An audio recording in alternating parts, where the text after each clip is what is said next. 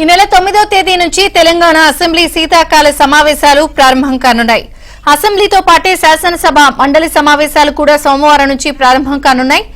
ఈ సమావేశాల్లో 2 కొత్త బిల్లులను ప్రవేశపెట్టనున్నారు.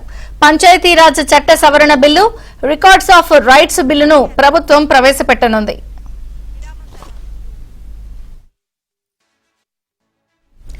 గతంలో 2 వరకు సంతానం ఉన్నవారికి మాత్రమే స్థానిక సంస్థల ఎన్నికల్లో పోటీ చేసే అవకాశం ఉండేది.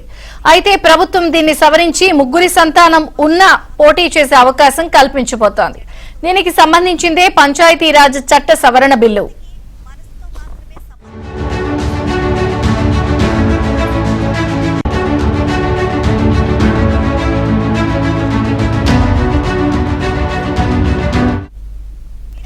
అలాగే ప్రస్తుత రెవెన్యూ చట్టంలో మార్పులు చేసి కొత్త రెవెన్యూ చట్టాన్ని తీసుకొచ్చేందుకు ROR బిల్లును సభలో ప్రవేశపెట్టి ఆమోదింప చేసుకోనుంది. అలాగే ఇది వరకు ఉన్న గ్రామ సహాయకులు, గ్రామ రెవెన్యూ అధికారుల తరహాలో ప్రభుత్వం ఒక కొత్త పోస్టును సృష్టించి నియామకాలు చేయనుంది.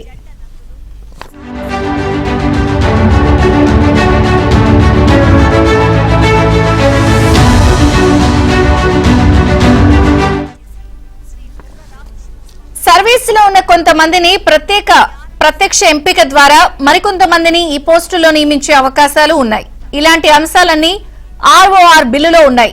ఈ కొత్త బిల్లులు కాకుండా మరో 5 ఆర్డినెన్స్లను సభలో ప్రవేశపెట్టి ఆమోదించనుంది.